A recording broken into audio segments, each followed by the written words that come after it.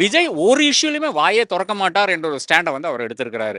எல்லாமே அசெம்பிளி மூலியமா என்னென்ன இருக்குதோ, ஒரு போஸ்ட் ஆஃபீஸ் மாதிரி இன்னைக்கு வந்து அசெம்பிளி யூஸ் பண்ணி கொண்டிருக்கிறாங்க. அதனால பிரயோஜனம் கிடையாது. எம்பிஸ்னுடைய நம்பர் வந்து அதிகரிக்க வேண்டிய அவசியம் இல்லை, வாய்ப்பும் இல்லை. ஏன்னா 543 பேருக்கே வந்து பேசுறதுக்கு இப்ப டைம் கிடையாது. திமுக போன்ற கட்சிகளுடைய நிலைப்பாடு என்னவா இருக்கும்? நோ டீலிமிட்டேஷன் இருக்குமா இல்ல ஃபேர் டீலிமிட்டேஷன் அப்படிதான் கொண்டு போவாங்களா? ஆனால் திமுகனுடைய எனக்கு தெரிஞ்சு இன்னைக்கு இருக்கிற ஸ்டாண்ட் வந்து ஃபேர் டீலிமிட்டேஷன் தான். ஆனால் அது தவறான ஸ்டாண்டாக நான் கருதுகிறேன். அதே மாதிரி இப்போ இருக்கிற தாவேகா அரசுமே அதை நோக்கி நகருமா? மற்ற மாநிலங்கள் கிட்டயும் போய் பேசுமா இது பத்தி? இல்ல தாவேக அரசாங்கம் யாரோடையும் பேசுறதாக தெரியவில்லை. அது முதல்வர் வந்து தன்னுடைய கூட்டணி கட்சிகள் கூடயே பேசுறதாக தெரியவில்லை. ஒரே ஒரு கூட்டம் ஒரு ஹோட்டல் நடத்தினாங்க. அதை தாண்டி யாருக்குமே வந்து அவர் ஆக்சஸ் பண்ணவே முடியாது. எல்லாமே டாப் டவுன் கம்யூனிகேஷன் தான். ஜெயா பிளஸ் நேர்களுக்கு வணக்கம். இன்னைக்கு டீலிமிட்டேஷன் தொடர்பா மூத்த பத்திரிகையாளர் திரு ராதாகிருஷ்ணன் அவர்களை சந்திச்சு பல்வேறு தகவல்களை கேட்க போறோம். பேசலாம் சார். வணக்கம். வணக்கம். சார், டீலிமிட்டேஷன் ஏற்கனவே நாடாளுமன்றத்துல கொண்டு வரப்பட்டு அது தோல்வி அடைஞ்சிருக்கு. இப்ப மறுபடியும் மத்திய அரசு டீலிமிட்டேஷனை கொண்டு வர போறதா பேச்சுக்கள்லாம் இருக்கு. சோ மத்திய அரசு எதனால இந்த டீலிமிட்டேஷனை கட்டாயமா கொண்டுட்டு வரணும் அப்படிங்கிற ஒரு விஷயத்தோட இருக்காங்க? இதனுடைய பின்னணி என்ன சார்? இல்ல இப்போ வந்து பாராளுமன்றத்தை வந்து 543 சீட்டு தான். 543 சீட்டுங்கும்போது சவுத்தில் இருக்கின்ற ஏறத்தாழ 130 சீட்டு வந்து அதில் வந்து தேவைப்படுது. அதாவது ஒரு மெஜாரிட்டி வேணும்னா நீங்கள் வட மாநிலங்களிலேயே வந்து அங்கேயே தங்கி இருக்கின்ற ஒரு பார்ட்டியான பாஜக வந்து அங்கிருந்து ஜெயித்து வந்தால் உங்களுக்கு வந்து மெஜாரிட்டி வராத ஒரு நிலை இருக்கிறது. ஒன்றும் கிழக்கில் இருக்கின்ற 25 சீட் வந்து கை கொடுக்கணும், இல்லை என்றால் தெற்கில் இருக்கின்ற ஏறத்தாழ 130 சீட்டு வந்து கை கொடுக்கவில்லை என்றால் அங்கே வந்து அவங்களுக்கு வந்து மெஜாரிட்டி கிடைக்காது. அதனால பாஜக என்ன நினைக்குதுன்னு பார்த்தீங்கன்னா, இந்த ஒரு ஆப்பர்ச்சுனிட்டி யூஸ் பண்ணிட்டு, அதாவது ஒவ்வொரு 25 வருஷத்துலேயும் வந்து டீலிமிட்டேஷன் என்ற விஷயத்தை வந்து நீங்கள் ஒன்றோ அதை வந்து தள்ளி வைக்கணும், இல்லை என்றால் இது வந்து முன்னே செல்ல வேண்டும். இந்த 25 இயர்ஸில் அதை பாப்புலேஷன் ரீதியாக நீங்கள் முன்னே செல்ல வேண்டும். அப்படி இதை யூஸ் பண்ணிட்டு வட மாநிலங்களை வந்து அதிகரிக்க போகிறாங்க. அதாவது இப்போ யூபியில் பார்த்தீங்கன்னா 80லேருந்து 120, அதே மாதிரி பீகார்லேயும் அது மாதிரி அதிகமாக வரும். ஏனென்றால் பாப்புலேஷன் அங்கே வந்து அதிகமாக இருக்கிறது, ஜனத்தொகை அதிகமாக இருக்கிறதால அந்த மாநிலங்கள் எல்லாம் இன்னைக்கு வந்து பாஜக வந்து அதிகாரத்தில் இருக்கிறது. அங்கிருந்தே வந்து மெஜாரிட்டி வரக்கூடிய அந்த வாய்ப்பும் இன்னைக்கு பாஜகவுக்கு இருக்கிறது. அதனால தான் பாஜக இவ்வளோ அவசர அவசரமாக இதை முன்னெடுப்பு நடத்தி கொண்டிருக்கிறது. டீலிமிட்டேஷன்ல ஆக்சுவலி நிறைய லேயர்ஸ் இருக்கு. நம்ம இன்னும் டீட்டெயிலா பேசணும் அப்படின்னா, ஆனா இப்ப இதுல ஒருவேளை பாரதிய ஜனதா மத்திய அரசுக்கு இதுல பெரும்பான்மை கிடைக்கல அப்படின்னா அடுத்தது என்ன நடக்கும் சார்? இல்லை இது வந்து இப்போதைக்கு இந்த பில் பாஸ் ஆகவில்லை என்றால், இப்போ நாளைக்கு இந்த செஷன் முடிந்து விடுகிறது. அதனால நீ வாய்ப்பே இல்லை. இந்த செஷனில் வர்றதுக்கு வாய்ப்பு கிடையாது. இன்னும் அடுத்த செஷனில் வர்றதுக்கான வாய்ப்பு இருக்கிறது. அப்படி இருந்தால் கூட பிரச்சனை என்னவென்றால், டிசம்பருக்குள்ளால ஏதாச்சும் ஒரு முடிவு வரவில்லை என்றால் நிச்சயமாக டீலிமிட்டேஷன் நடக்கத்தான் செய்யும். ஏனென்றால் அதுதான் ப்ரொவிஷனாக இருக்கிறது. 25 வருஷத்துக்கு தான் எக்ஸ்டென்ஷன் இருந்தது. வாஜ்பேயி காலத்தில் செஞ்சது 25 வருஷத்துக்கான ஒரு வயதாக தான் வாங்கியிருக்கிறாங்க. 25 வருஷத்துக்கு ஒன்றுமே வேண்டாம், இன்க்ரீஸ் வேண்டாம், 543 இருக்க வேண்டும், இருந்துட்டு போகுது என்றது 25 வருஷம் முன்னாடி டிசைட் பண்ணது. டிசம்பர் 2026 இறுதிக்குள்ளால இன்னொரு ஃப்ரீஸோ இல்லை என்றால் இன்னொரு அதிகரிப்போ ஏதாச்சும் ஒரு பில் கொண்டு வரவில்லை என்றால் நிச்சயமாக அடுத்த சென்சஸை பேஸ் பண்ணிட்டு டிலிமிட்டேஷன் ப்ரொசீட் பண்ணத்தான் செய்யும். ஒருவேளை அடுத்த ஒரு 25 வருஷத்துக்கும் இதை ஃப்ரீஸ் பண்ற மாதிரியான ஒரு சூழ்நிலை தான் வருது அப்படின்னும் போது, இன்னும் இப்போ மக்கள் தொகை எண்ணிக்கை அதிகரிக்கும்.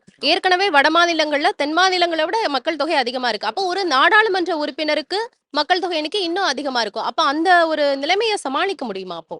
நிச்சயமாக. ஏனென்றால் இப்போ வந்து ஒரு நாடாளுமன்றத்தில் என்ன செய்கிறாங்க, நம்ம குழாயில் தண்ணி வரலை என்றோ, இல்லை என்றால் நமக்கு வந்து ரோட்டில் வந்து பிரச்சனை இருக்கு என்றோ, இல்லை என்றால் போக்குவரத்து சரியில்லை என்றோ, இந்த பிரச்சனைகள்லாம் யாரும் அங்கே பேசுகிறதே கிடையாது. அதனுடைய அவசியமும் கிடையாது. கொள்கை ரீதியான விஷயங்கள் தான் நாங்கள் பேச வேண்டுமே தவிர, மக்கள் அன்றாடம் பாதிக்கக்கூடிய பிரச்சனைகள் வந்து கவுன்சிலர் இருக்காங்க, அதே மாதிரி எம்எல்ஏ இருக்காங்க, அவர்கள் தான் கவனிக்க வேண்டும். என்னை பொறுத்தளவில் வந்து கவுன்சிலருடைய நம்பர்ஸ் வந்து இன்க்ரீஸ் பண்ண வேண்டும். அதே மாதிரி மாநிலங்களில் இருக்கின்ற எம்எல்ஏஸ்னுடைய நம்பர் வந்து இன்க்ரீஸ் பண்ண வேண்டுமே தவிர, எம்பிஸ்னுடைய நம்பர் வந்து அதிகரிக்க வேண்டிய அவசியம் இல்லை, வாய்ப்பும் இல்லை. ஏன்னா 543 பேருக்கே வந்து பேசுறதுக்கு இப்போ டைம் கிடையாது. அப்போ 818 பண்ணீங்கன்னா எங்க யாரு இது வந்து ஒரு நீங்க யோசிச்சு பாருங்க, பாதி ஹால்ஸ்ல சென்னையில் இருக்கிற பாதி ஹால்ஸுக்கு கூட 500க்கு மேற்பட்ட கெப்பாசிட்டியே கிடையாது. அப்போ 818 பேர் இருக்கின்ற ஒரு அவை எப்படி இருக்கும் நீங்க கொஞ்சம் யோசிச்சு பாருங்க. இப்போ தென் மாநிலங்கள் பாதிக்கப்படாது இந்த டீலிமிட்டேஷன் கொண்டு வந்தா அப்படின்னு பிரதமர் மோடியும் சொல்றாங்க, உள்துறை அமைச்சரும் தொடர்ந்து உறுதி கொடுத்துட்டே தான் இருக்காங்க மத்திய பாஜக அரசு சார்பா.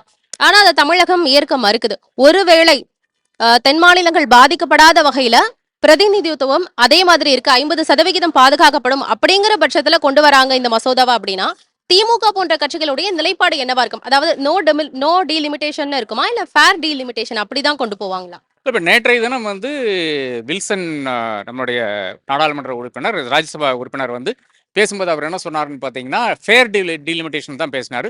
உதயநிதி இங்க அசெம்பிளிக்குள்ளால பேசும்போது என்ன சொல்றாருன்னு பார்த்தீங்கன்னா, இந்த மாரி நோ டீலிமிட்டேஷன் நாங்க வந்து எரிச்சோம். மு.க. ஸ்டாலின் தான் ஃபர்ஸ்ட்டு நடவடிக்கை எடுத்தாருன்னல்ல. ஆனால் திமுகவினுடைய எனக்கு தெரிஞ்சு இன்னைக்கு இருக்கிற ஸ்டாண்ட் வந்து ஃபேர் டீலிமிட்டேஷன் தான். ஆனால் அது தவறான ஸ்டாண்டாக நான் கருதுகிறேன். ஏனென்றால் ஃபேர் டீலிமிட்டேஷன் வந்தால் கூட தமிழ்நாட்டினுடைய அந்த இம்பேக்ட் வந்து அங்கே குறைஞ்சுவிடும். இப்போ இருக்கின்ற அந்த 7.18% வந்து பாதுகாக்க வேண்டும் என்று சொல்கிறார்கள். ஆனால் தமிழ்நாடு இல்லாமையே இப்போ பல தருணங்களில் வந்து தமிழ்நாடு இருந்தனால தான் மத்தியில் ஒரு அரசாங்கமே ஃபார்ம் ஆச்சு. குறிப்பாக பார்த்தீங்கன்னா 2004, 2009 காலகட்டங்களில் வந்து அதுக்கு முன்னால் 1999 இதெல்லாம் அங்கே அரசாங்கம் ஃபார்ம் பண்ணுறதுக்கு தமிழ்நாடு காரணமாக இருந்தது. இனி அந்த 818 ஆனால் அந்த வாய்ப்பே கிடையாது என்றதுதான் உண்மை சூழ்நிலையாக இருக்கிறது. அதனால திமுகவும் இதை எதிர்க்க வேண்டும். இப்போ தமிழக சட்டசபையில நோ டீலிமிட்டேஷன் அதான் எங்களுக்கு வேண்டாம் அப்படின்னு சொல்லி தீர்மானமும் நிறைவேற்றி இருக்கிறாங்க. இது ஏதாவது தாக்கத்தை ஏற்படுத்துமா? மத்திய அரசு இதை திரும்ப வாங்கிக்குமா? ஐ மீன் இந்த முடிவை கைவிட வாய்ப்பு இருக்கா? அண்ட் அதே போல இதுக்கு முன்னாடி கடந்த ஆட்சியிலையுமே பிற தென் மாநிலங்களுடைய முதலமைச்சர்களை கிட்ட பேசியிருக்கிறாங்க இந்த நோ டீலிமிட்டேஷனை பத்தி. அதே மாதிரி இப்போ இருக்கிற தாவேக அரசுமே அதை நோக்கி நகருமா? மற்ற மாநிலங்கள் கிட்டயும் போய் பேசுமா இது பத்தி?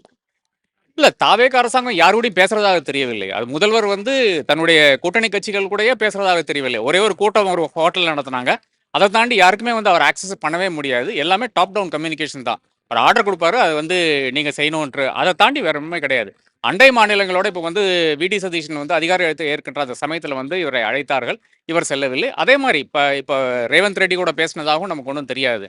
அப்ப இவர் யாரோடையும் பேசுறதாக நமக்கு ஒரு தகவல் கிடையாத ஒரு சூழ்நிலையில் தான் நாம் வந்து பயணித்துக் கொண்டிருக்கிறோம் என்றுதான் உண்மை நிலை.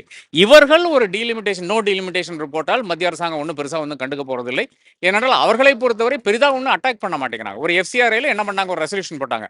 விஜய் ஒரு இஷ்யூலையுமே வாயே திறக்க மாட்டார் என்ற ஒரு ஸ்டாண்டை வந்து அவர் எடுத்திருக்கிறாரு.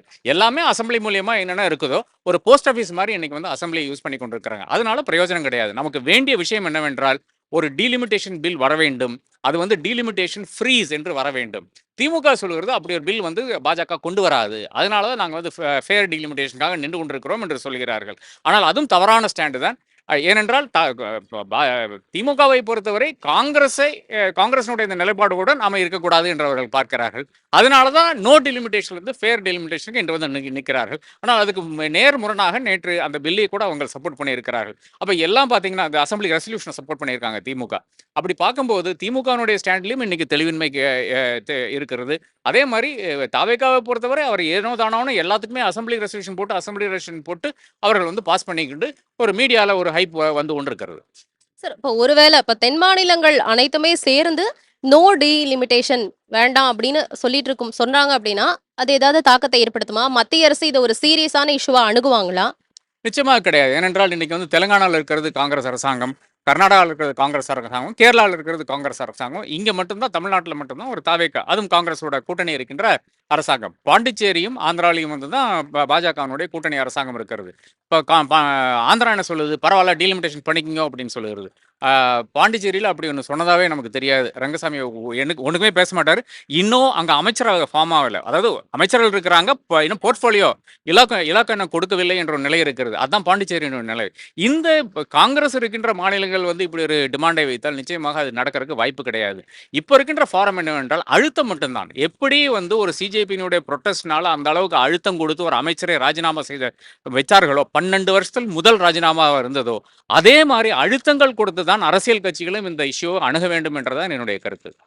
நன்றி சார். இப்போ டீலிமிட்டேஷன் தொடர்பாக பல்வேறு விஷயங்களை எங்களோட பகிர்ந்து கொண்டீங்க. நன்றி சார். ஜெயா பிளஸ் செய்திகளுக்காக ஒளிப்பதிவாளர் கார்த்தியுடன் நான் ஆனந்தி.